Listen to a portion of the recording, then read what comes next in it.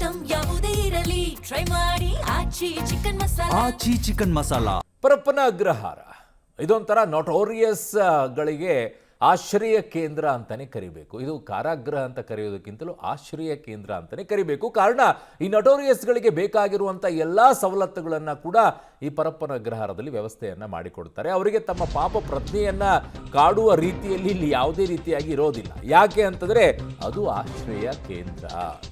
So ಖಡಕ್ ಕ್ರಮ ಬಳಿಕವೂ ಕೂಡ ಸೆಂಟ್ರಲ್ ಜೈಲಿನಲ್ಲಿ ಮೊಬೈಲ್ ಬಳಕೆ ಆಗ್ತಾ ಇದೆ. ಜೈಲಿನಲ್ಲಿದ್ದುಕೊಂಡೇ ಪತ್ನಿ ಜೊತೆಗೆ ವಿಚಾರಣಾಧೀನ ಕೈದಿ ಅಕ್ಬರ್ ಮಾತನಾಡಿದ್ದಾನೆ. ಅಧಿಕಾರಿಗಳ ಕಣ್ಣು ತಪ್ಪಿಸಿ ಪತ್ನಿಯ ಜೊತೆಗೆ ವಿಡಿಯೋ ಕಾಲ್ ಮಾಡ್ತಾನೆ. ಜೈಲಿನ ಒಳಭಾಗದಲ್ಲಿ ಕುಳಿತು ಪತ್ನಿಗೆ ವಿಡಿಯೋ ಕಾಲ್ ಮಾಡಿರೋದು ಈಗ ಬೆಳಕಿಗೆ ಬರ್ತಾ ಇದೆ. ಸ್ಕ್ರೀನ್ ರೆಕಾರ್ಡ್ ಮಾಡಿ ಇನ್ಸ್ಟಾದಲ್ಲಿ ಪತ್ನಿ ಪೋಸ್ಟ್ ಮಾಡಿಬಿಟ್ಟಿದ್ದಾನೆ. ಸದ್ಯ ಜೈಲಿನಿಂದ ಬಿಡುಗಡೆಯಾಗಿದ್ದಾನೆ ಕೈದಿ ಅಕ್ಬರ್. ರಿಲೀಸ್ ಆಗಿರುವ ವಿಡಿಯೋ ಕೂಡ ಇನ್ಸ್ಟಾದಲ್ಲಿ ಪೋಸ್ಟ್ ಆಗಿದೆ. ತನಿಖೆಗೆ ಈಗ ಕಾರಾಗೃಹ ಇಲಾಖೆ ಮುಂದಾಗಿದೆ. ಆ ಪತ್ನಿ ಏನಾದರೂ ಇನ್ಸ್ಟಾದಲ್ಲಿ ಅಪ್ಲೋಡ್ ಮಾಡದೇ ಇದ್ದಿದ್ರೆ ಯಾರಿಗೂ ಗೊತ್ತಾಗ್ತಿರ್ಲಿಲ್ಲ. ಅಲ್ಲಿ ನೋಡಿ, ಜೈಲಿನಲ್ಲಿ ಕೂತ್ಕೊಂಡೆ ಹೇಗೆ ವಿಡಿಯೋ ಕಾಲ್ನಲ್ಲಿ ಮಾತಾಡ್ಕೊಂಡು ತನ್ನ ಹೆಂಡತಿ ಜೊತೆಗೆ ಮಾತಾಡ್ತಾನೆ ಅಂತ. ಇದು ಪರಪ್ಪನ ಅಗ್ರಹಾರ, ಕಾರಾಗೃಹ. ಯಾರೀ ಕಾರಾಗೃಹ ಅಂತ ಕರೀತಾರೆ ಇದನ್ನ? ಸೊ ಗೆಸ್ಟ್ ಹೌಸ್ ರೀ ಇದು. ಹೋಗ್ಬಿಟ್ಟು ಒಂದ್ ಸ್ವಲ್ಪ ಆಚೆ ಎಲ್ಲ ಕ್ರಿಮಿನಲ್ ಚಟುವಟಿಕೆಗಳನ್ನೆಲ್ಲ ಮಾಡಿದ ನಂತರ ರೆಸ್ಟ್ ತಗೋಬೇಕಲ್ಲ, ಸ್ವಲ್ಪ ಸ್ಟ್ರೆಸ್ ತುಂಬಾ ಆಗಿರುತ್ತೆ. ಆ ಸ್ಟ್ರೆಸ್ ಕಡಿಮೆ ಮಾಡ್ಕೊಳ್ಳೋಕ್ಕೋಸ್ಕರ ಇಲ್ಲೊಂದು ಸ್ವಲ್ಪ ರೆಸ್ಟ್ ಮಾಡಕ್ ಹೋಗ್ತಾರೆ, ರೆಸಾರ್ಟ್ ತರ. ಸೊ ಪರಪ್ಪನ ಅಗ್ರಹಾರ ರೆಸಾರ್ಟ್ ಅದು. ನಾನಂತೂ ಕಾರಾಗೃಹ ಅಂತ ಕರೆಯೋದೇ ಇಲ್ಲ, ಅದು ರೆಸಾರ್ಟೇ. ಅವ್ರಿಗೆ ಬೇಕಾಗಿರುವಂತ ಬೆಳಗ್ಗೆ ತಿಂಡಿ, ಮಧ್ಯಾಹ್ನ ಊಟ, ಸಂಜೆ ಸ್ನ್ಯಾಕ್ಸು, ರಾತ್ರಿ ಊಟ. ಹೊರಗಡೆಗೆ ಯಾವ ರೀತಿಯಲ್ಲಿ ನೀವು ಕರೆಕ್ಟ್ ಇಷ್ಟೇ ಗ್ರಾಮಲ್ಲಿ ಊಟ ಮಾಡಬೇಕು ಅಂತಾನೂ ಇಲ್ಲ. ಅಲ್ಲಿ ಅವರ ಆರೋಗ್ಯದ ಬಗ್ಗೆ ಅಷ್ಟೊಂದು ಕಾಳಜಿ ವಹಿಸ್ಕೊಂಡು ಅನ್ನ ಇಷ್ಟೇ ಗ್ರಾಮ್ ಇರಬೇಕು, ಚಪಾತಿ ಇಷ್ಟೇ ಇರಬೇಕು, ಪಲ್ಯ ಇಷ್ಟೇ ಗ್ರಾಮ್ ಇರಬೇಕು, ಆ ವ್ಯವಸ್ಥೆಯಲ್ಲಿ ಕೊಡುವಂತ ಒಂದು ರೆಸಾರ್ಟ್ ಅದು. ಯಾಕೆಂದ್ರೆ ಎಲ್ಲಾ ಫೆಸಿಲಿಟಿಗಳು ಅಲ್ಲಿ ಲಭ್ಯ ಇದೆ.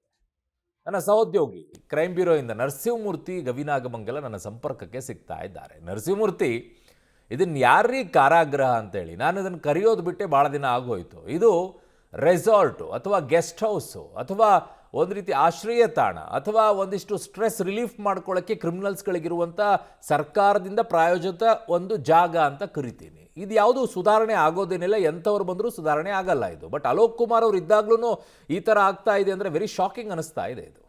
ಅರುಣ್, ಬಹುಶಃ ನೀವು ಹೇಳ್ದಂತೆ ಈ ಹಿಂದೆ ಇದೇ ರೀತಿಯಾದಂತಹ ಪರಿಸ್ಥಿತಿ ಇತ್ತೋ ಏನೋ. ಆದರೆ ಅಲೋಕ್ ಕುಮಾರ್ ಯಾವಾಗ ಇಲಾಖೆಯ ಜವಾಬ್ದಾರಿಯನ್ನು ವಹಿಸ್ಕೊಂಡ್ರು, ಅದಾದ ಬಳಿಕ ಸಾಕಷ್ಟು ಮೊಬೈಲ್ಗಳನ್ನು ಸೀಸ್ ಮಾಡಿಸುವ ಕೆಲಸವನ್ನು, ಅತಿ ಹೆಚ್ಚಿನ ಭದ್ರತೆಯನ್ನು ಒದಗಿಸುವ ಕೆಲಸವನ್ನು ಮತ್ತು ಎಲ್ಲ ಅಧಿಕಾರಿಗಳಿಗೆ ಅವರ ಜವಾಬ್ದಾರಿಗಳನ್ನು ನಿರ್ವಹಿಸುವ ಟಾಸ್ಕನ್ನು ಕೊಟ್ಟಿದ್ದಾರೆ. ಒಂದು, ಅವ್ರಿಗೂ ಅಧಿಕಾರಿಗಳಿಗೆ ಒಳಗಿನಿಂದ ಅಂದರೆ ಹೊರಗಿನಿಂದ ಒಳಗೆ ಯಾವುದೇ ಮೊಬೈಲ್ಗಳು ಬರದಂತೆ ತಡೆಯನ್ನು ಹಿಡಿಯುವ ಕೆಲಸವನ್ನು ಮಾಡಿಸಿದ್ದಾರೆ. ಇನ್ ಕೇಸ್ ಒಳಗೆ ಎಲ್ಲಾದರೂ ಬಚ್ಚಿಟ್ಟಿದ್ರೆ ಅದನ್ನು ಕೂಡ ಪತ್ತೆ ಮಾಡೋದಕ್ಕೆ ಕಾಲಾವಕಾಶವನ್ನು ಕೊಟ್ಟಿದ್ದಾರೆ. ಹಾಗೋ ಈಗೋ ಒಂದೋ ಎರಡೋ ಮೊಬೈಲ್ಗಳು ಕೂಡ ಸಿಗ್ತಿದೆ. ಇದೇ ರೀತಿಯಾಗಿ ಇಲ್ಲಿ ಅಕ್ಬರ್ ಅಂತೇಳಿ ಈತ ವಿಚಾರಣಾಧೀನ ಕೈದಿ. ಈತ ತನ್ನ ಹೆಂಡತಿಗೆ ವಿಡಿಯೋ ಕಾಲನ್ನು ಮಾಡಿ ಆತ ಜೈಲಿನ ಒಳಗಿನಿಂದ ಮಾತನಾಡಿದ್ದಾನೆ. ಆಕೆ ಅದರ ವಿಡಿಯೋ ಕಾಲನ್ನು ಸ್ಕ್ರೀನ್ಶಾಟ್ ತೆಗೆದುಕೊಂಡು ಆಕೆ ತನ್ನ ಇನ್ಸ್ಟಾ ರೀಲ್ಸ್ನಲ್ಲಿ ಹಾಕಿಕೊಳ್ಳುವ ಕೆಲಸವನ್ನು ಮಾಡಿದ್ದಾಳೆ. ಮತ್ತು ಆತ ಬಿಡುಗಡೆಯಾದಂತಹ ಬಳಿಕ ಆ ಒಂದು ಚಿತ್ರಣವನ್ನು ಕೂಡ ಆಕೆ ರೀಲ್ಸ್ನಲ್ಲಿ ಹಾಕ್ಕೊಂಡಿದ್ದಾಳೆ. ಅಲ್ಲಿಗೆ ಎಲ್ಲೋ ಒಂದು ಕಡೆ ಇನ್ನೂ ಜೈಲಿನ ಒಳಗೆ ಮೊಬೈಲ್ ಸಿಗ್ತಿದೆ ಅನ್ನೋದಕ್ಕೆ ಇದು ಒಂದು ರೀತಿ ಪುಷ್ಟಿ. ಈ ಒಂದು ವಿಡಿಯೋ ಯಾವಾಗಿನದ್ದು ಇದೆಲ್ಲವನ್ನು ಕೂಡ ಇನ್ನಷ್ಟೇ ಕಾರಾಗೃಹ ಇಲಾಖೆ ತನಿಖೆಯನ್ನು ನಡೆಸಬೇಕು, ವಿಚಾರಣೆಯನ್ನು ನಡೆಸಬೇಕು. ಒಳಭಾಗದಲ್ಲಿ ಹೇಗೆ ಮೊಬೈಲ್ ಸಿಕ್ತು ಅಂತೇಳಿ ಇದೀಗ ನಮಗೆ ಬಂದಿರುವಂತಹ ಮಾಹಿತಿಗಳ ಪ್ರಕಾರ ಹೊರಗಿನಿಂದ ಯಾವುದೇ ಮೊಬೈಲ್ ಆಗಲಿ, ಗಾಂಜಾ ಆಗಲಿ, ಬಿಡಿ ಆಗಲಿ, ಮತ್ತೊಂದಾಗಲಿ ಯಾವುದನ್ನು ಕೂಡ ಒಳಗೆ ಹೋಗ್ತಿಲ್ಲ. ಅಷ್ಟರ ಮಟ್ಟಿಗೆ ಸ್ಕ್ರೀನಿಂಗ್ ಆಗ್ತಿದೆ. ಒಳಭಾಗದಲ್ಲಿ ಅಡಗಿಸಿಟ್ಟಿದ್ದಂಥದ್ದನ್ನು ಏನಾದರೂ ಹೊರ ತೆಗಿತಿದ್ದಾರಾ ಗೊತ್ತಿಲ್ಲ, ಅದನ್ನು ಹುಡುಕುವ ಕೆಲಸವನ್ನು ಮಾಡ್ತಿದ್ದಾರೆ. ಮತ್ತು ಯಾರು ಇದರ ಆ ಒಂದು ಬ್ಯಾರಕ್ ಯಾರಿರ್ತಾರೆ, ಅವರ ರೆಸ್ಪಾನ್ಸಿಬಿಲಿಟಿ ಯಾರಿರ್ತಾರೆ, ಅವರಿಂದ ವರದಿಯನ್ನು ಪಡೆದುಕೊಂಡು ಆ ಬಳಿಕ ಇದರ ಸತ್ಯಾಸತ್ಯತೆಯನ್ನು ತಿಳಿಸೋದಾಗಿ ಅಧಿಕಾರಿಗಳು ಮಾಹಿತಿಯನ್ನು ನೀಡ್ತಿದ್ದಾರೆ. ಓಕೆ ನರಸಿಂಹಮೂರ್ತಿ, ನಿಮ್ಮೆಲ್ಲ ಮಾಹಿತಿಗೆ ಧನ್ಯವಾದಗಳು.